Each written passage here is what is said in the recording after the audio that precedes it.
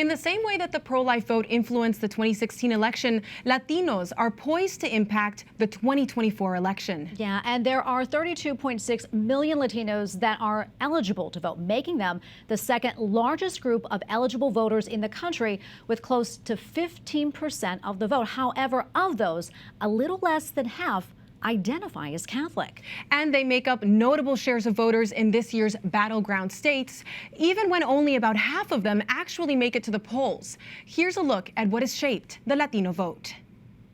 The Latino vote's going to decide who wins the presidency and what party controls both the Senate and the House of Representatives, also a critical swing vote in the other 5 battleground states. A coming of age for Latinos eligible to vote as this key demographic leans in to the 2024 election. Every year, about 1.4 million Hispanics in the U.S. become eligible to vote, making Latino voters the nation's second largest group of eligible voters, behind white voters, but ahead of Black and Asian American voters. Positioned in key states that will significantly impact the future of the country, according to Latino professor and philosopher Santiago Ramos, Latinos don't fit neatly into any political party.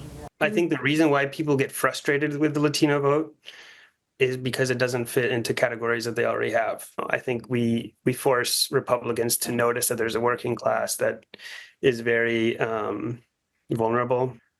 And with Democrats, we're not individualistic, and we're not, in a way, good liberal subjects. While demographic studies note the majority of Hispanic Catholics register as Democrats, they are significantly more likely to vote conservative if they attend weekly Mass. But the top issue this election season remains the same for all Americans. A September poll from Pew Research notes that the economy, followed by healthcare, violent crime, and gun policy, are the top issues for Latinos. We have big families. I mean, you go to the supermarket and it feels like you have to stretch your dollar even more. When asked about the economy, 80% of Latinos say they're concerned about the price of food, 77% with the cost of housing, and 45% with finding work. While economic issues fuel the urgency to vote, issues like abortion and immigration are also a priority for the Hispanic community. Leah Garcia, who leads the Office of Hispanic Ministry in Baltimore, notes why this makes outreach so important.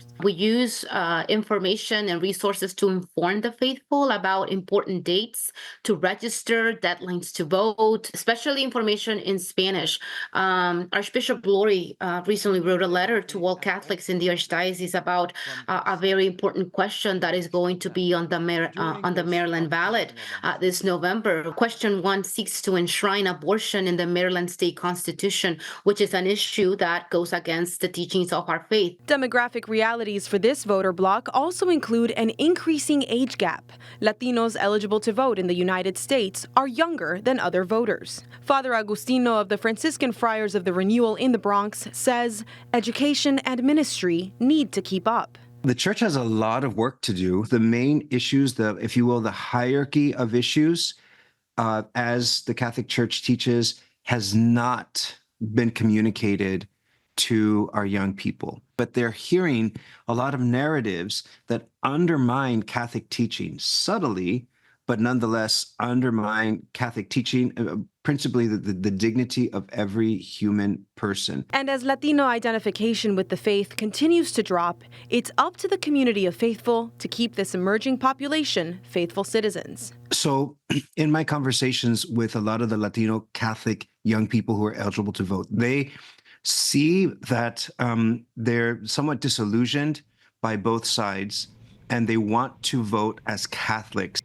It's so interesting to see still articles that say Hispanics or Latinos are the future of the country or the future of the church, when clearly that future has already arrived. Some 8.5 million of the nation's 33.7 million Hispanic eligible voters, or 25%, live in California. The next biggest states by number of Latino eligible voters are Texas with 6.5 million, Florida with 3.5 million, New York with 2.2 million, and Arizona with 1.3 million. Yeah, Monty, we'll definitely be seeing the impact of this voter bloc and the Catholic roots that they bring with them on this election day.